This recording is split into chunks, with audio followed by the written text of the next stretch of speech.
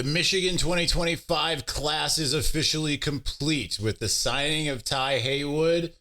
Everything's going to look a little bit different with all of these 2025 recruits, all the transfer portal people. Let's talk about the final recruiting tally. Let's talk about the transfer portal. How active are some of these players going to be? In my estimation, let's talk about all of that on this episode of Locked On Wolverines.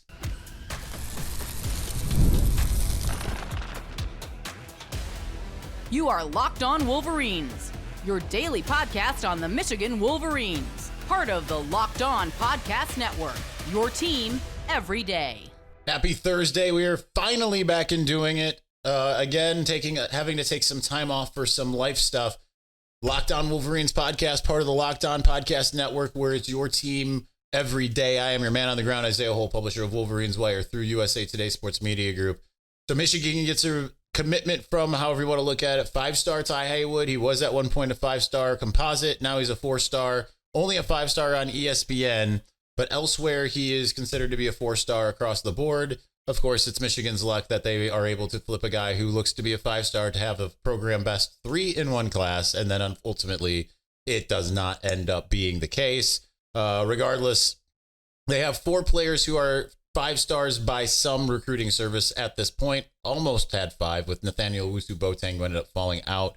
But you've got obviously Bryce Underwood, who is consensus but not unanimous, number 1 overall. You've got Andrew Babalola, who's hovering around number 14. You've got Ty Haywood, who I believe is number 19 on ESPN, and you have Nate Marshall, who's like 26 or 27 according to Rivals. So still pretty amazing haul for Michigan. Huge to get Ty Haywood in the fold. Certainly could be a guy that I don't think he would be a play right away type of player, right? Like it's hard to say any kind of offensive lineman is going to play in their first year, even if they are a 5-star. As much as we like to talk about 5-stars, are those guys who can be it's much like a NFL draft pick. You consider first round, that guy is going to be able to step right in and be the person who's able to go right away in the NFL. Second and third round, you start to get a little leery, and then the rest are kind of like, we'll see if they are able to rise up. It's kind of the same thing in recruiting, right? Like a 5-star you would expect generally is going to be able to step in day one. I don't think that's always going to be the case at the 2 positions that Michigan got 5-stars, right? Like if it's a defensive tackle, a defensive end, certainly a wide receiver or a cornerback, those guys are going to start at least at some point during the season. You generally see that. With Bryce Underwood, obviously we do think he will eventually start at some point in 2025. But as far as Ty Haywood concerned, not so much. Now, one of the things I thought was really cool, I saw a graphic going around earlier today about all the schools Michigan made flips from, and this is the type of thing like you're accustomed more so to seeing Michigan being on the bad end of this, right? Like Michigan gets a guy like Raylan Wilson, gets a guy like Otis Reese. They tend to get them, and then they end up going somewhere else, right? Like at some point, like. Michigan identifies talent or does good enough to get that, high caliber talent to commit only for you to see them go elsewhere. Now it's kind of the reverse, right? And you can kind of go through that and you can look at like, well, Bryce Underwood was at LSU. So I kind of do want to just go through the list to say like, look at all of these flips that they managed to have, because it really is that like impressive. Give me 2 seconds here and we will get that, assuming the internet decides to work instead of just spin. Obviously, Bryce Underwood from LSU. Ty Haywood was at Alabama, and it's seriously not going. Here we go. Look at that, and it's a blank screen. Never mind. He won some important recruiting battles outside of that. All right, here we go. Bryce Underwood from LSU. Nate Marshall, who was that Otis Reese type, but he ended up coming back in the fold. He was at Marshall. Ty Haywood, who was at Alabama. Elijah Dotson was at Pitt. Amari Earls was at South Carolina and then Georgia. Jordan Young was at Clemson. And then I think you're starting getting a little bit more deep into that. But Benny Patterson was at Cincinnati, I think, right? Cincinnati. And I think the rest were, Jamar Browder was NC State. And I think that's it, right? Like no one else was committed elsewhere. That's impressive in and of itself that they were able to flip so many players from some big schools, right? Like you generally don't think Michigan's going, and I understand this is the NIL era, things are different. You generally don't expect players to flip from the SEC to Michigan unless it's a I guess Nate Marshall. Okay. Dax Hill did the same thing, right? It was very short lived and all of that. But it just doesn't usually, it just usually doesn't necessarily work in Michigan's favor. It usually works against them. So for them to have that type of success in this recruiting cycle is pretty phenomenal. And it's pretty amazing that they were able to recruit this way. This is Sharon Moore's first class. And it's pretty impressive that they were able to finish where they did. I'm on 3. They're number 6 in the country. And honestly, not that far off from Ohio State, right? They're behind Ohio State by like 0.5 here. Like, okay, so Ohio State has 3 5-stars, 15 4-stars, 8 3-stars, 26 total. Michigan has 2 5-stars that are consensus, right? The on 3 industry ranking, 14 4-stars. So 1 less 4-star, 1 less 5-star, and the same amount of 3-stars. Impressive. Sharon Moore's first class, his first class is absolutely impressive. The average ranking, again, pretty close, 91.59 for Michigan to 91.83. That's just everything that you kind of want there.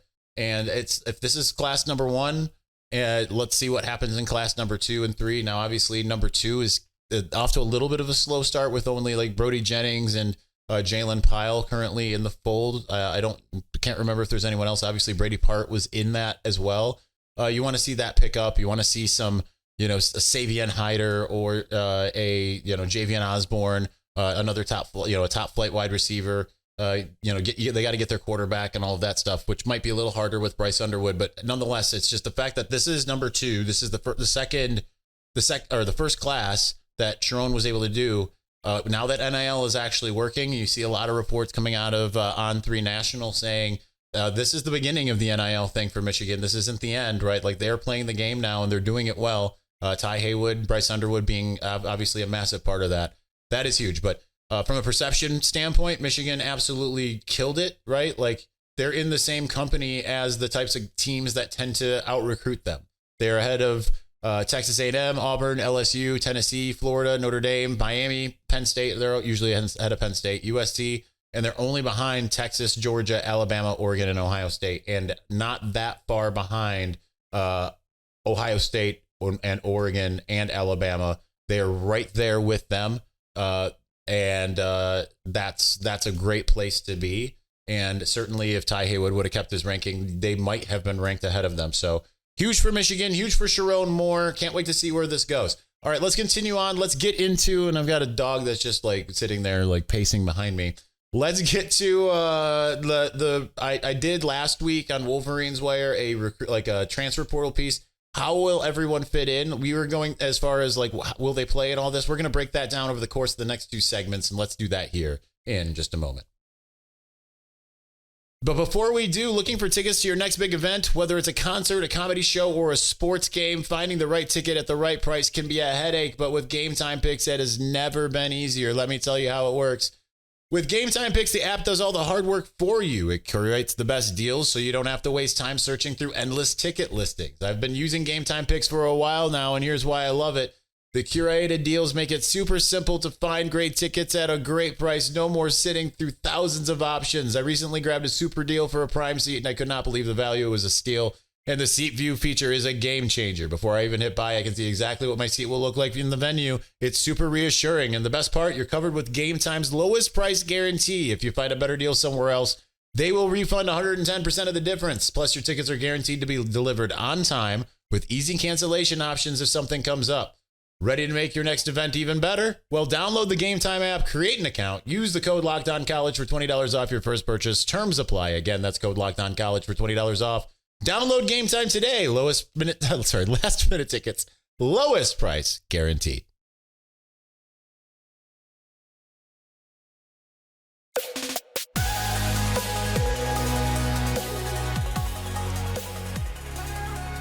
All right, apologies for the life stuff and the 3 days off. I know there's always these promises, but I really do promise this, and I can't promise it will be this weekend. We'll have some weekend makeups here, and I can't promise it will be this weekend, right? There's just stuff going on. It's been hard to kind of sit still in the house and write or podcast. Every time I sit down to do something, something's happening, and I can't get to it. Nothing. Well, it is life stuff, so it is big, but just like, don't worry about me or whatever. It's basically what I'm saying. Obviously, we've got the voice back. Today's the first day that is full strength. Praise Jesus. I'm very happy about that. All right, so let's move on into this transfer portal stuff that I wrote about here. Obviously, like Michigan brought in a bunch of transfer portal players. Some have different levels of eligibility left, right? And some guys you would say like they're absolutely going to play. They're absolutely not going to play. All of that stuff. I kind of took a stab at every single one of them. Like, what are the chances that they play? How much will they play? Will they be a starter? Will they be something else? Like anything like that? Okay. So I know I wrote about this, but it's always good to kind of elucidate on it here because I can kind of give my thought process a little bit. So let's start with the most obvious guy who's absolutely going to play, and that's Justice Haynes. I put him as a day one starter, and I understand. And the running back Justice Haynes transferred from Alabama, if you don't know. Okay. I understand that some might look at that and say, like, well, maybe it would be Jordan Marshall. Maybe it will be Justice Haynes. I would consider them both starters, but I do think Justice Haynes will be the first person to play. He's got more experience. And I just think he's going to be a little bit more ready, even though we saw some really good things from Jordan Marshall in the ReliaQuest Bowl. I do think it's going to be more Justice Haynes than Jordan Marshall, then Ben Hall. That's kind of how I would look at it. I mean, obviously it could change. They've got spring ball, fall camp, all of these things that are kind of going on. I would be interested to see just kind of like how that type of thing works with the competition, because, competition does breed success. Iron sharpens iron. All of those things. So it'll be interesting to see kind of where that goes. But I think to me, that's like the one obvious, yes, he is a day one starter more than anybody else, even though there's a lot of guys who certainly are going to have those types of roles. Up next, I mean, this isn't like in an order. I didn't say like ranking from the most obvious starter to the least, but these are kind of the most impactful. That's kind of the way I ranked them in a way. The next one is Trey Williams, the defensive tackle from Clemson. He did appear in all 14 games from Clemson last year, but he's struggled with health issues, but he's got some super high upside. I do think that he's the type of guy that you put him along that defensive line next to Rayshon Benny. I think that's probably your best bet. I think you're looking at the defensive line though, and you're not really keyed in on starters that much, especially with who they have now. I don't think this is the same as like say last year where you've got Mason Graham and Kenneth Grant. And that you're just like, oh, when they're not on the field, I might be a little concerned. There was little reason for concern there, as we kind of saw throughout the year. But I mean, you're going to see all the other guys, I think, like, Trey Pierce, Ikawana, Etta, and obviously we're going to talk about Damon Payne as well. But I put Trey Williams in, too many Treys, as a starter, depending on package, right? Like, I think technically he's always going to be that guy, but they might decide like they need a different package. So Damon Payne is next. I don't have him as a starter. He's the former 5-star from Belleville who was transferred from Alabama. I have him in heavy rotation. This is his last year, but just like Trey Williams, right? Like this is his last year. I would expect that you would, either or you would probably think I'm going to be a starter, but I think that you just might see them in heavy rotation, right? Like that could be the same for Trey Williams too. That they very, very well could just end up being a guy who rotates a lot and all of that stuff. Okay. So I would be interested to see what how he ends up being utilized. But I right now I don't have him penciled in as a starter. I think that could absolutely change. He's certainly capable of being that. Certainly also hasn't had quite the track record that you would have expected. Next, we'll go to former Arkansas safety TJ Metcalf. He had a breakout season last year. He had 3 interceptions, 7 passes broken up. I'm going ahead and actually, even though that safety room is still pretty loaded, they lose some and everything. And I know some might say Brandon Hillman would be that guy. And he very well might be Rod Moore and Brandon Hillman, but I'm going to go with TJ Metcalf next to Rod Moore initially. Now that said, Wesley Walker, I probably thought the same, coming off of starting at Tennessee, didn't really work out that way. I am saying that for TJ Metcalf, keeping in mind, like I probably also thought Jaden Mangum was going to start, was going to be one of those guys. That's the thing. Jaden Mangum is healthy and got all of his behind the scenes stuff done. And then you got Rod Moore, you got Brandon Hillman, you got Mason Curtis, and now you got TJ Metcalf. That's a very loaded room. You also welcome in, you could also say Zeke Berry. You kind of want to put him out at the corner. You could also add in some others, right? Like you could add in Kanwan Winston. You could add in Elijah Dotson or Jordan Young. Like they've got so many options at safety. It's just insane. And they're starting to recruit safety in the same vein as Alabama was doing linebackers. Like they're not one of the ones that I just mentioned. I don't believe was a 3-star. Actually, the only one that was Rod Moore. The rest, I believe, were 4 stars. Maybe not the 5 stars yet, but like they're recruiting at such a high level at that position. It's really impressive, and you love to see it. All right, we're going to do 2 more, and then we're going to get to the rest. So let's go with wide receiver Donovan McCulley from Indiana. He's obviously brings like a 6'5" type frame, the type of big body you want. He's a former quarterback, and also obviously is now like the type of receiver. He had led the Hoosiers in receiving in 2023 before Curt Cignetti came in and ended up bringing in all the JMU guys. And then he ended up obviously deciding to transfer. Now, here's the thing. I don't love that Donovan McCulley, like early season is like, yeah, I'm out. Don't love it, especially because he's at the school he started at. I understand new coach. You want a new opportunity. You got a red shirt when you can. So, I mean, that's fine. I don't love it still, but I still have him as a day 1 starter at Michigan because he's easily the most experienced wideout that they've got. And I think that he's a guy that can obviously come in and help. And certainly he can be Bryce's number 1 target if all things hold at the moment. Right. So there's that. Lastly, we will get to Mikey Keene, quarterback from Fresno State. I mean, this one, I think obvious. We've plowed this ground before. I have him as a day 1 starter, but I don't think he'll be a day 12 finisher, right? Like I think he's probably got about 3 to 4, maybe 5 starts in him, unless for whatever reason Bryce doesn't come along as fast as you'd think. But I think it's going to be obvious that Bryce Underwood's going to take that mantle. I don't think this is a Cade McNamara, JJ McCarthy thing for the entire season. I think Bryce Underwood is just that talented already. He's already at where JJ was in a lot of ways by year 3. The difference, obviously, JJ learning to read defenses and stuff. So how fast does Bryce Underwood come along with that so he isn't making massive catastrophic mistakes? That's getting him through that to that point. He's a smart, heady kid. Seems to be a fast learner, eager. That said, Mikey Keene, your days as a starter are numbered. You might not even get the day 1 start, but I think that at this juncture, I would predict that, and we'll see what happens from there. All right, let's move on. We've got more to get to. We will get to them here in just a moment.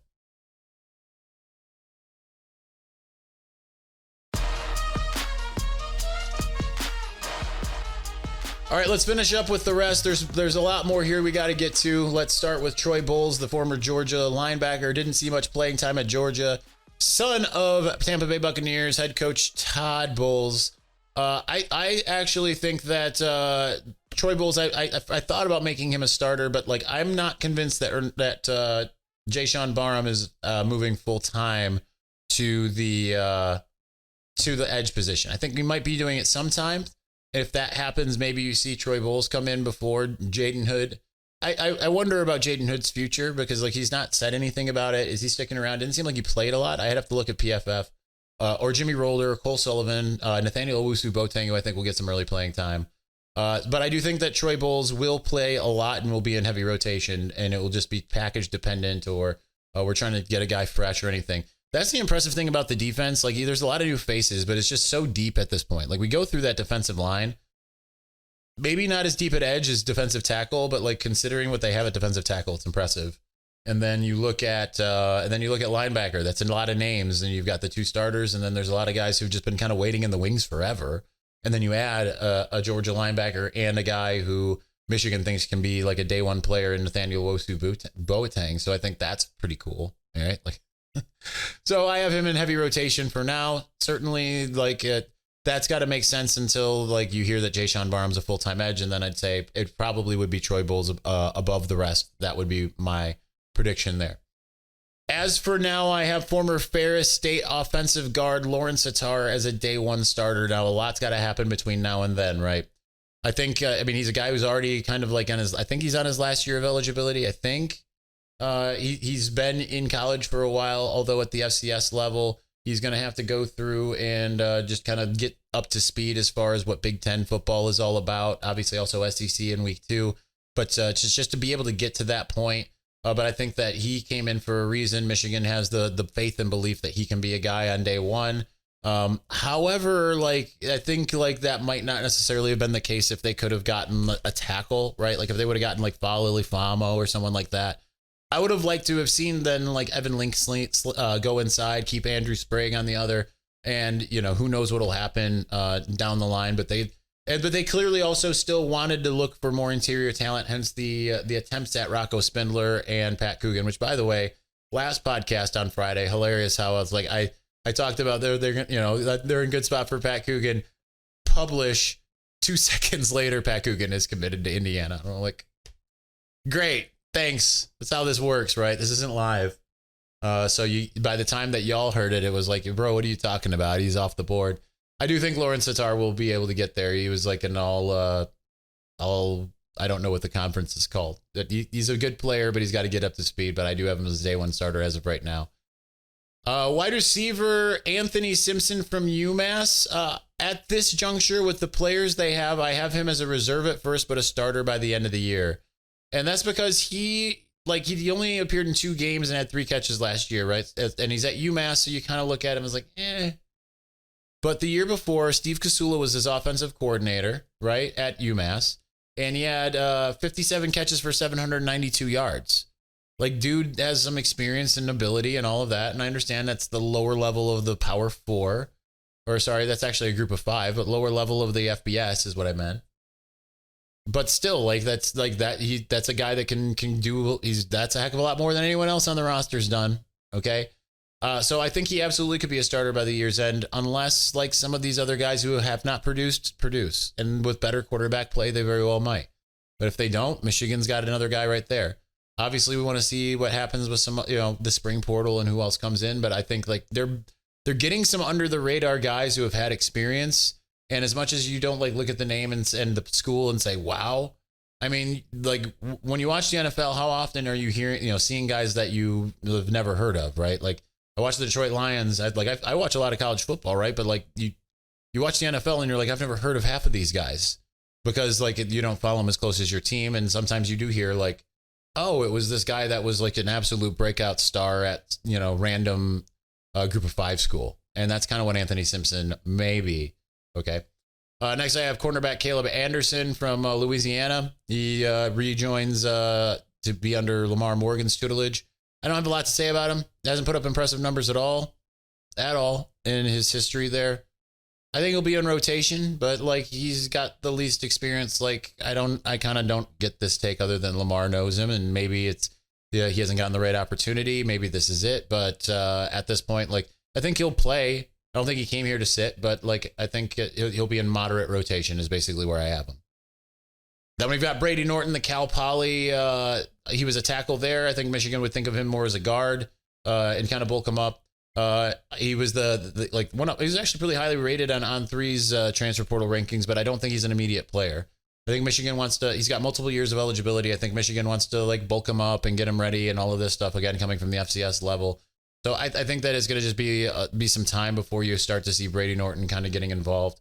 But I think you would expect him to be a major player down the road, right? Particularly on the inside. But, maybe they don't want him on the outside. A lot of times we see that with Michigan. A guy that you think is going to be an inside player is outside and vice versa. But I think that he'll redshirt this year. Tevis Metcalf, TJ's younger brother, who also was at Arkansas. Some have him listed as a safety, some as a cornerback. I think he'll end up being a corner. I don't know that he had 1 tackle last year, appeared in 12 games. I think he'll either redshirt or you'll see him on special teams. He's a good depth piece, but we'll see. I felt like it was just a package deal, and they were like, we'll take the package and we'll see if we can develop him. Sometimes that works, right? I think that's kind of like what happened with Jamon and German Green. I think German was considered to be the higher rated recruit, if memory serves. I could be wrong. Don't come after me if I am. But I think Jamon ended up being the guy who actually, Jamon obviously ended up being the guy who played. So there's that. Last but not least, long snapper Trent Middleton from UCLA. William Wagner moves on, but they still got Greg Tarr. Greg Tarr started much of the latter 2/3 of the 2022 season. Kind of been waiting in the wings, kind of been waiting his turn. So I think Trent Middleton will have to do the same at this point. But you need a reserve. You saw that because when William Wagner tore his ACL in 2022, then he had another long snapper ready to go. So that's kind of where they're at. That's not the sexy name, but it is necessary to have. All right, that's going to do it for us today. We'll be back tomorrow, barring any kind of crazy life updates or anything like that. And again, I apologize for the intermittence. We'll try to find ways to do more of these. But anyway, because that is my job, literally, to do these. So we will do that as much as we can. But anyway, thank you for your patience. Thank you for watching. Thank you for listening. We will talk to you again soon. Peace.